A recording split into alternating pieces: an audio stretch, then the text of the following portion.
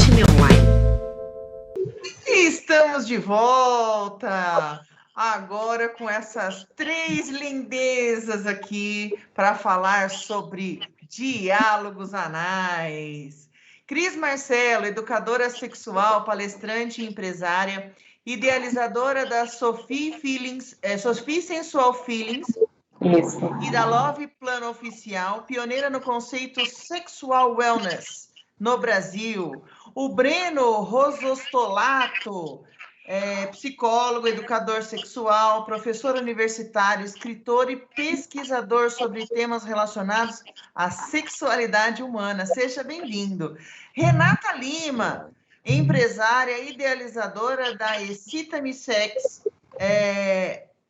o maior sex shop do Instagram brasileiro. Sejam todos muito bem-vindos. Muito obrigada. Pessoal, dúvidas, angústias, gritos escondidos, uma vontade de chorar, que vocês queiram falar sobre esse assunto, por favor, coloquem lá no chat do YouTube. Eu vou reportar aqui por áudio para eles, tá? É uma roda é um grande bate-papo que envolve tanto eles quanto vocês. Vocês são muito bem-vindos para estar conosco nessa discussão, tá bom? E você que ainda não acessou o Instagram da INTME Expo, acessa depois da palestra, evidentemente, depois do nosso diálogo, para participar de todos os nossos sorteios. É isso aí, gente. Agora é com vocês. Obrigada, Lu. Obrigada, Breno. Obrigada, Rê, por estar aqui comigo nesse encontro, né? Eu pedi licença para eles, gente. Como a Sofia ela é uma marca jovem, né? A gente completa 50 anos, 5 anos no final desse ano. Eu pedi licença para falar rapidamente sobre a Sophie, porque ontem a gente teve muitos entrantes novos no nosso Instagram buscando a marca, né? Então, a Sophie ela é uma marca voltada para o público feminino, né? O nosso grande objetivo é fazer com que a mulher ela realmente se conecte com a própria identidade, com a sexualidade dela. Os nossos produtos, eles são um veículo para isso. Na verdade, eu sempre falo, não é o fim, mas é o meio para a gente fomentar realmente essa conversa sobre sexualidade humana. E são produtos leves, veganos, livres de parabeno, não testados em animais. A gente tem uma preocupação nesse desenvolvimento. Somos a primeira empresa no Brasil a abordar a sexualidade dentro do conceito sexual wellness, né, de bem-estar sexual. E, recentemente, eu fui referenciada na Forbes como uma líder feminina de uma empresa promissora nesse segmento e acabo de ganhar também um prêmio internacional pela Fundação Brito, que reconhece mulheres que inspiram outras mulheres dentro do seu segmento. Então, eu queria convidar vocês para, depois que a gente sair da INTME, né? Porque tem um monte de palestra bacana aqui hoje também, que vocês passem lá no Instagram da Sophie Sensual Feelings, e para conhecer a gente, aqueles que ainda não conhecem. E quem já conhece também vai lá, porque a gente está com um monte de lançamento. Bom, gente, a nossa ideia aqui hoje, né, como a Luana falou, é uma roda de conversa, é uma coisa fluida, a gente não tem uma agenda, mas a ideia é a gente falar sobre esse pequeno orifício rugoso que causa amor, ódio, repulsa e prazer ao mesmo tempo, né?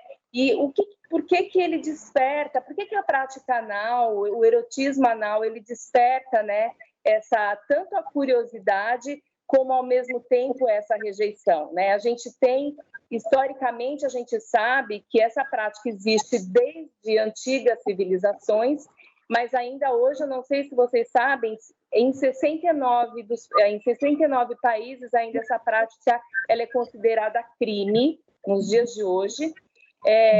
A gente sabe também que a maioria das religiões consideram essa prática algo como uma conduta desviante pelo fato de não ser uma prática que tem como fim a reprodução, né? E aí, gente, eu não estou falando de fé, não estou falando da crença de cada um, eu só estou trazendo um fato.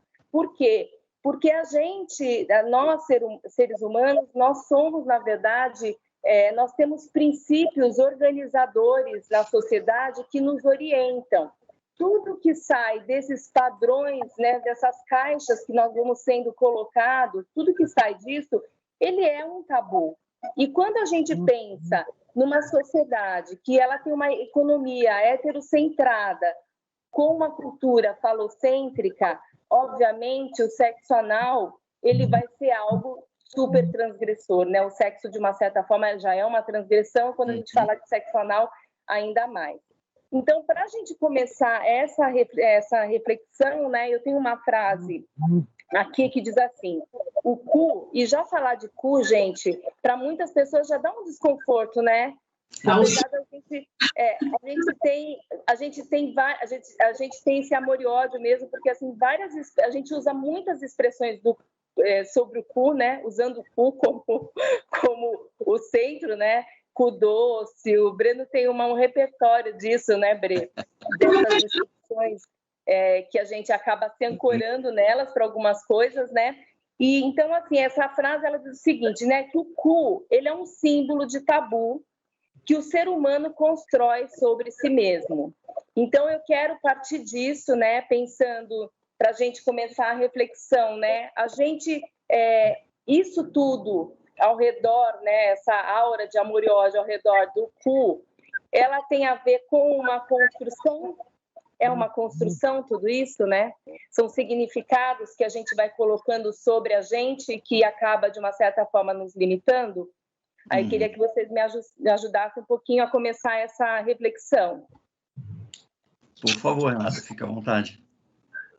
Não, eu gostei muito de todos os dados que você passou para a gente, que realmente é muito importante. A gente tem que conhecer um pouquinho do antes para poder entender o nosso presente. E eu acho que é uma questão muito da construção mesmo. A gente tem a ideia que o cu é aquele negócio super, hiper, mega valorizado que sempre aparece em todos os filmes eróticos. E eu acho que é mais isso. A busca do pessoal atrás do cu é tipo assim, um super, hiper, mega fetiche. E tanto é que existem expressões machistas em relação a isso. Por exemplo, quando uma mulher fala para a outra, se você não quiser, outra pessoa vai fazer. E aí cria medo na mulher que a pessoa fala assim, ela só vai fazer não por causa do prazer dela, mas por causa do prazer do outro, senão ela vai ser trocada. Isso é um absurdo. É verdade. E você falou você falou que do cu como referência no pornô, né? Ele está entre os top 10 de acessos É verdade. em filmes, né, pornográficos. Fala, Bre. Não, mas a Renata tocou num ponto agora interessante, porque muitas vezes ele é uma região referida, né, referendada de uma maneira bastante pejorativa e preconceituosa, principalmente porque a gente vivemos numa sociedade machista e patriarcal, então, naturalmente, a região anal, o ânus, o cu, ele é muito associado mesmo de uma maneira negativa. Então, nós tivemos recentemente no Big Brother, por exemplo, uma expressão entre dois homens, né? Um falando do outro, né? Seu cuzão, né? E o que é o cuzão? É uma expressão que remete diretamente ao cu, mas é uma ofensa de um homem para o outro. Por quê? Porque o ânus é o lugar historicamente construído no lugar do inferior, do subalterno, do submisso, né? Do negativo. E muitas vezes associado, por conta do machismo, associado muito ao feminino, né? Então é o lugar do frágil, do submisso, né? Então o homem falar cuzão para um outro, isso soa não só como ofensa, mas isso diminui diminui o outro enquanto homem, esse lugar, né, hegemônico, né, de dominação. Né? Então é interessante que a Renata falou isso agora, já me remeteu a um exemplo. Desculpa, Renata. A pessoa que é xingada, ela se sente mal, fala, puta, que cuzão, que sacanagem. Falando dessa relação, né, Bre, que você estava trazendo, quando a gente vai na história, né, e a gente sempre traz muito essa história da Grécia, né, dos romanos, né, do greco-romano, daquelas orgias, porque assim de uma forma hollywoodiana a gente consegue ter essas imagens assim muito na nossa cabeça presente. A gente achava que era um grande surubão, né, que tudo podia, essa coisa toda. Mas essa relação de poder no sexo anal, ali também estava instaurada, porque é certo, sim, que os homens eles tinham isso como uma prática recorrente, mas era sempre no sentido de que era ou como uma forma de você mentorar, né? Então, isso acontecia de um homem mais velho com um homem mais novo, ou esse homem ele poderia ter essa relação com um escravo, então também ainda reforçando essa noção de poder, e aí com a mulher, né? Que assim a gente sempre traz essa coisa do cu penetrável associado ao feminino, né? Então, essa relação, ela está instaurada desde sempre, né? Como o fato de você receber, né? De você ser o receptáculo, ter esse aspecto da submissão mesmo, né?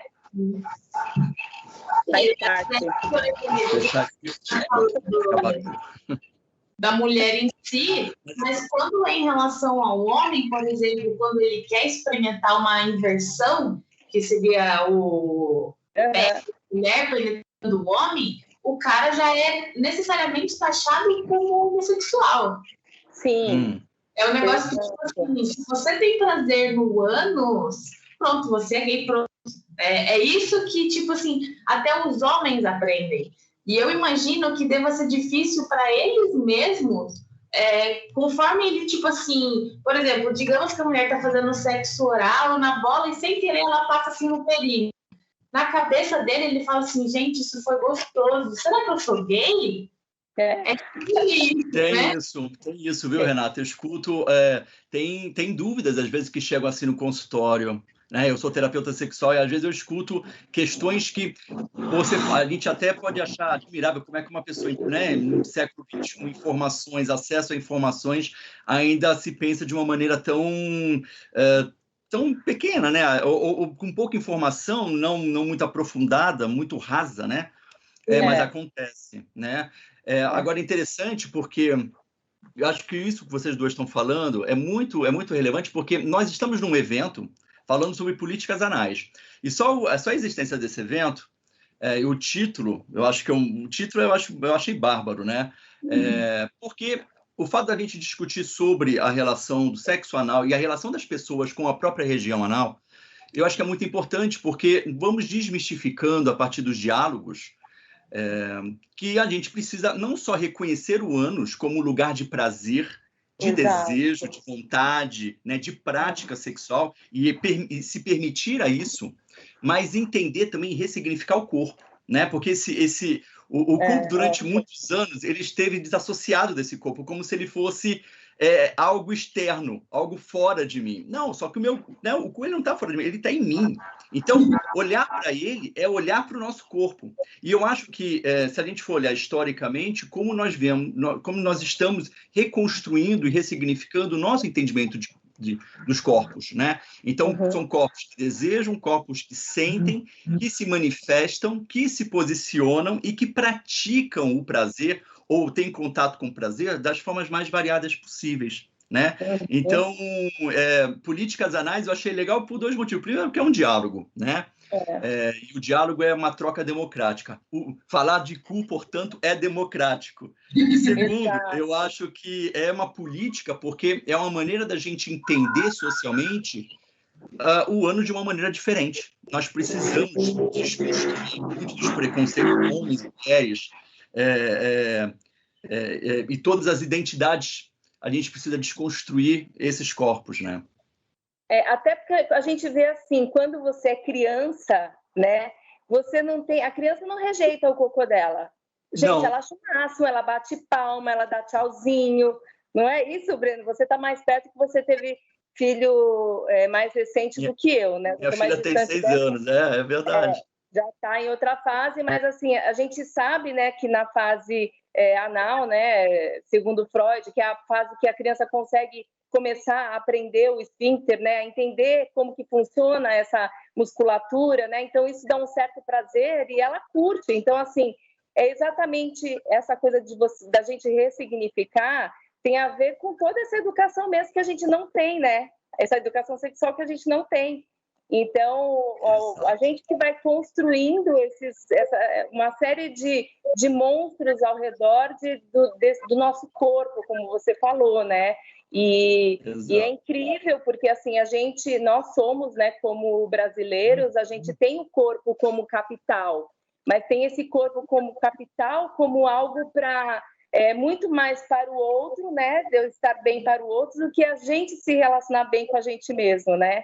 Isso acho que é perfeita colocação. Isso acho que é bastante incrível, né? Quer falar alguma coisa, Rê? E quando a mulher ela vai procurar o seu prazer, entre aspas, no anal, por exemplo, eu que tenho um sex shop, digamos que o marido sugira para ela, vamos fazer anal, não sei o quê. Instantaneamente ela já vem e chama a gente: oi, tem anestésico? Você não tem anestésico? Porque é isso que ela não quer explorar e descobrir novas coisas. Ela só quer, tipo, satisfazer o outro, passar o máximo lá para ela não sentir nada e só para falar que deu. Olha só. Nossa, isso é incrível. E até pela nossa falta pelo nosso desconhecimento do corpo, né? Porque anatomicamente, né? A gente pensando anatomicamente, ele é uma região extremamente cheia de vasinhos, né? É cheio de terminações nervosas. Então, o ânus, ele na verdade é só aquela parte da entradinha, e a gente tem o canal anal, que tem mais ou menos uns 5 centímetros, onde a gente tem esfíncter também, né? E é onde a gente tem as maiores sensações de prazer, porque depois a gente vai para o reto é só um buraco negro ali para receber o cocô, né? Isso que ele está ali. Então, assim, pelo nosso desconhecimento, por tudo que já foi criado ao redor, a gente nem tem muitas vezes vontade, porque associa a dor, associa a insegurança mesmo, de na hora sair alguma coisa. E, na verdade, nada mais é do que um ambiente de muito prazer, é um centro, né, super erógeno, cheio de terminações nervosas, mas que, obviamente, precisa de alguns cuidados, né? Então, você tem que estar relaxada, você tem que estar numa relação que você sente confiança, de muita entrega, com muito lubrificante, muito amorzinho. Tem que entender que o primeiro ali, o anelzinho que está na parte externa, a gente controla, que eu sempre brinco que com um copo de vinho a gente já fica relaxada, mas o interno não, ele é que nem o músculo do coração. Então, ele dá uma travadinha, porque ele fica o tempo todo tensionado justamente porque senão a gente ia fazer cocô assim, né? Então, ele fica tensionado mesmo. E se a gente tiver ou insegura, nervosa, medo, ele responde a isso. Então, a ideia é estar bem relaxada, e à medida que o pênis vai entrando, você sentir o momento de você relaxar para você, porque o canal ele vai se acomodando ao pênis, né? Então, fazer com carinho, com amorzinho, não tem que doer, não tem que sangrar, se sangrar porque tem coisa errada, mas tem tudo a ver perfeito com o que você falou, Rê, de muito da mulher ela transferir isso como uma forma só de agradar, né? Muitas mulheres de agradar. E aí não é só com sexo anal, né? A mulher, infelizmente, a gente tem fases da evolução de cada uma, né? Do momento de cada uma em relação ao entendimento da sexualidade, mas a gente sabe que muitas ainda transferem o seu prazer para o outro, né? Deixam na mão do outro o seu prazer, né? Ainda não aprendeu a se autoconhecer, ainda não reconheceu esse corpo como uma fonte de autoprazer, né? Que não precisa nem do outro. Cris, legal você falar, muito legal você falar sobre a questão anatômica, e olha a importância da gente conhecer nossos corpos, tanto por dentro quanto por fora, né? O reto, ele tem esse nome, mas o reto ele não é totalmente retilíneo, né? Ele é curvo, então tem isso também. Você tem que encontrar durante a penetração. Primeiro, você tem 2 esfíncteres que você você tem o controle, você tem até uma entrada, mas o segundo, ele não é, você não tem controle dele. Então você tem que ir acomodando também, né? O que está sendo penetrado, seja um pênis, um brinquedo ou qualquer outro instrumento erótico, ele tem que ser acomodado, né? E dependendo da penetração, tem posições que vão ajudar muito isso. Então, entender que aquilo não é retinho, só colocar ali e tá tudo tranquilo, é fácil, é só lubrificar e tá tudo bem. Não, né? Tem tudo isso. Então, é importante você falar da anatomia.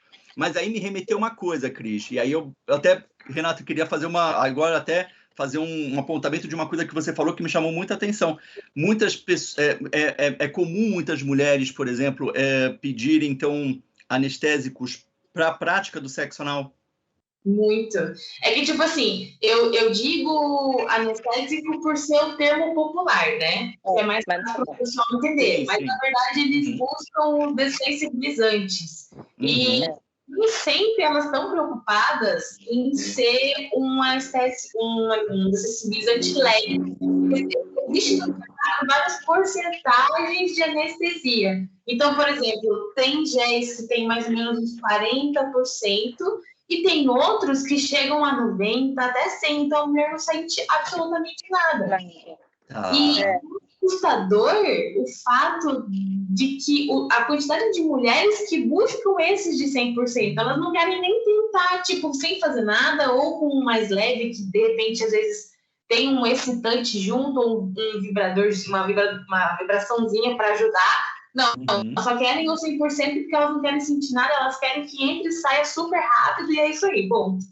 Engraçado, isso me faz pensar em três aspectos, né? Primeiro que, assim, é um perigo, porque ela justamente não sentindo, não tendo essa sensibilidade, ela pode machucar, inclusive, a pessoa ela pode se ferir na prática, né? Então, tem essa questão.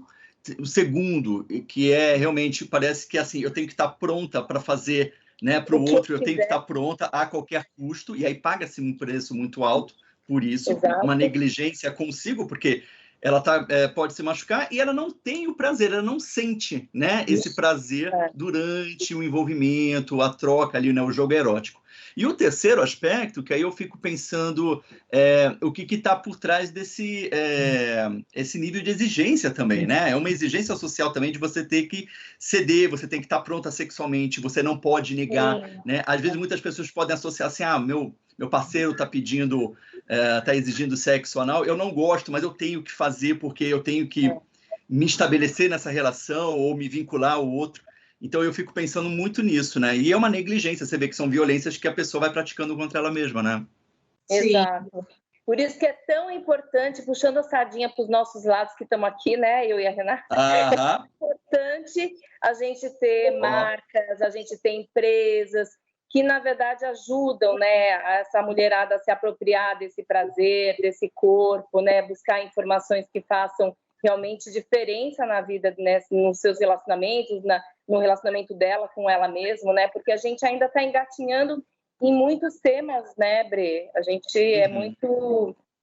a gente está... Eu não sei quanto tempo a gente tem ainda, e ontem, como eu estourei, eu quero ficar super, assim, alinhadinha para não atrapalhar o restante do pessoal. Olha, passou tão rápido, gente.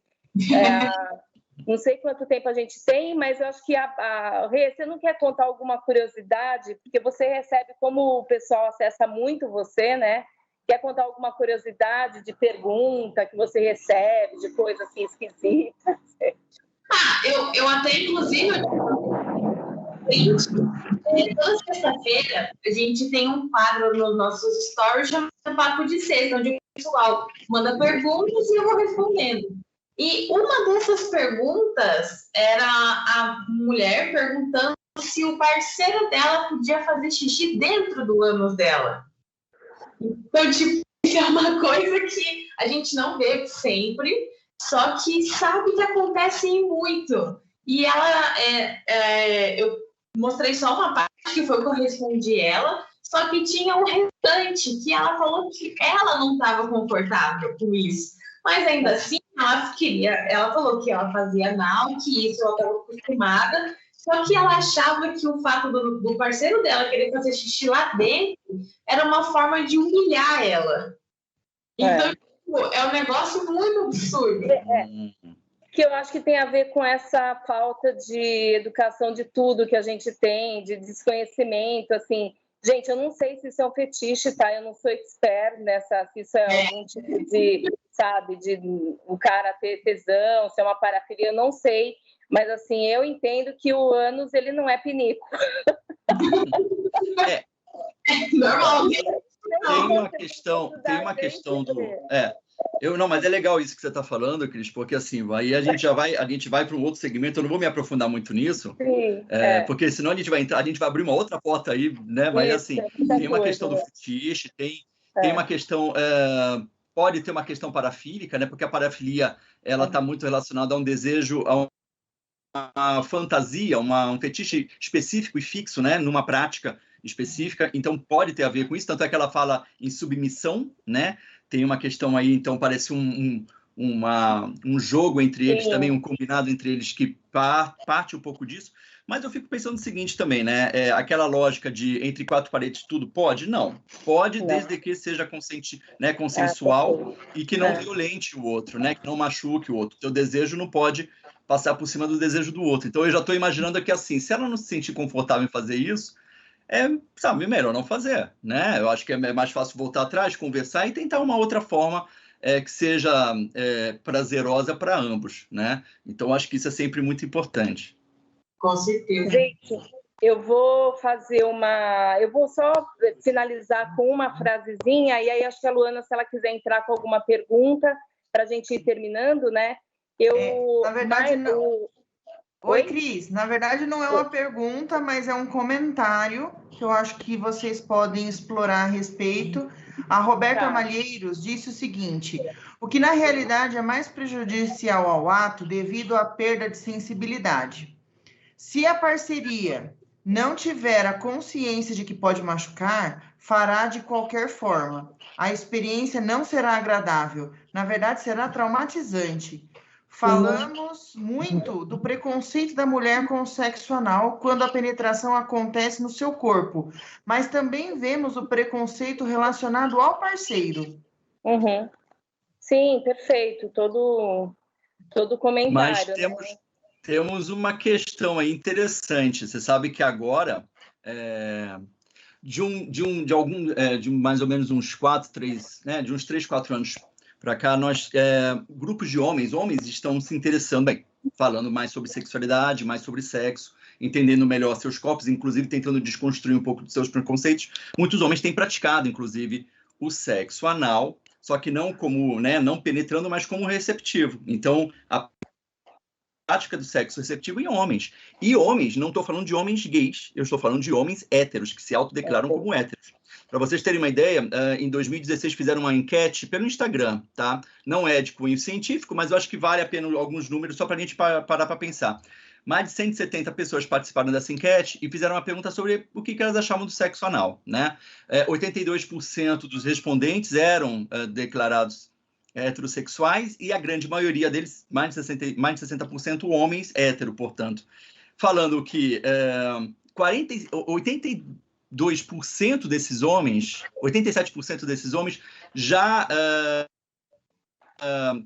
gostariam de fazer sexo anal, né? Gostariam de fazer sexo anal, e 47% se diz aberto à prática em receber o prazer no ânus, né? Seja a partir de uma penetração ou até mesmo do beijo grego, né? Carícias, língua e beijo.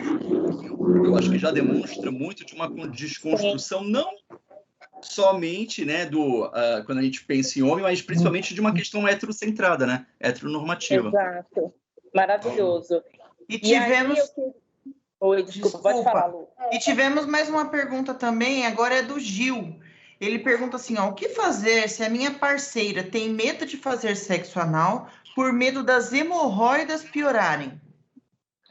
Primeiro que o sexo anal, ele não tem nada, ele não... Assim, uma coisa não tem a ver com a outra, né? A hemorroida, ela é muito mais hereditária, né? E tem a ver com pressão também, do que com o sexo anal. Obviamente, se é um momento que está inflamada ou que tem algum tipo de fissura, obviamente você tem que recorrer a um médico tal para você tratar. Mas elas são coisas independentes. Sim, e vale sempre a lógica do autocuidado, né? E da responsabilidade afetiva. Você está na relação com a tua parceira. Ela está incomodada, ela está com a hemorroida incomodada, sentindo dor, não força a situação, deixa ela se tratar, e aí, num outro momento, vocês podem tentar novamente a penetração, o sexo anal. Perfeito.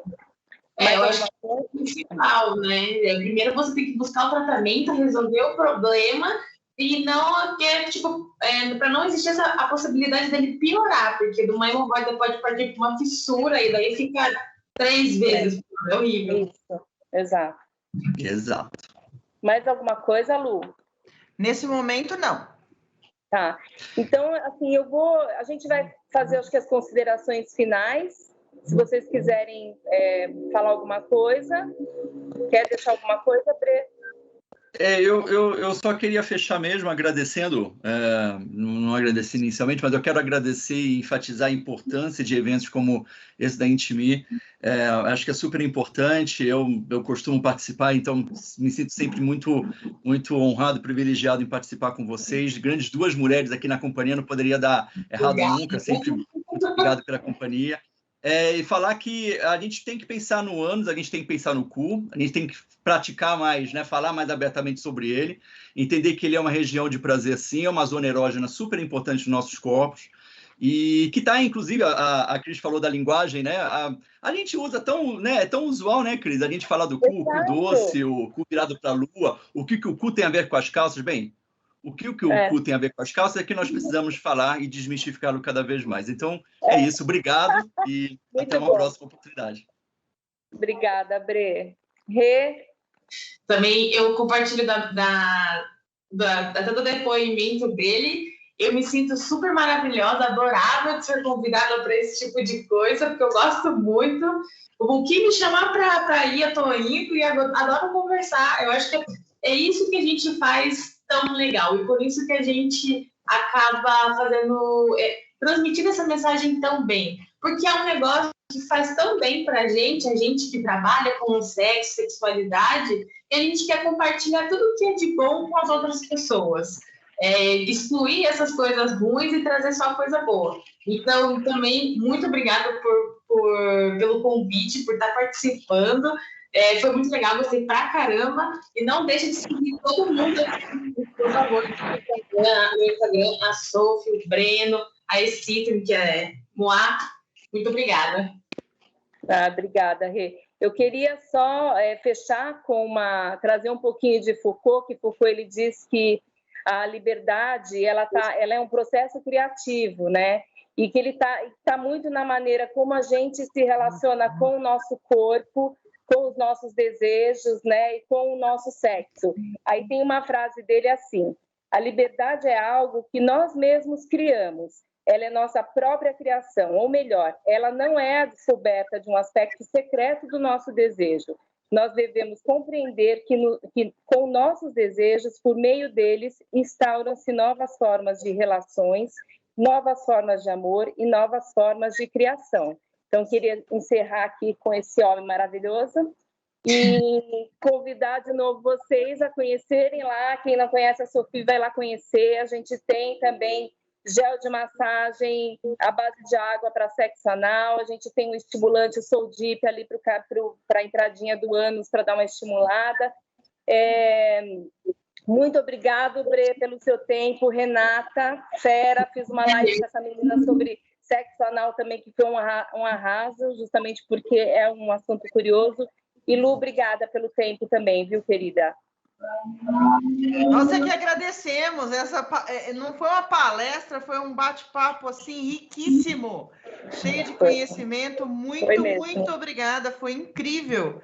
Obrigada, Breno. Fico feliz em ter dado certo esse ano. Que bom. Que bom. Que assim prazer em te conhecer, Renata. E Cris, é sempre bom te ver de novo. Obrigada, querida. Obrigada, beijo. Beijo, gente. Beijo, gente. Obrigado. Boa tarde. Bom final de semana. E vocês que continuam conosco, não saiam daí. Não se esqueça, durante o nosso intervalo, é super tempo para você ir lá no Insta da Intimi Expo. Intimi Online.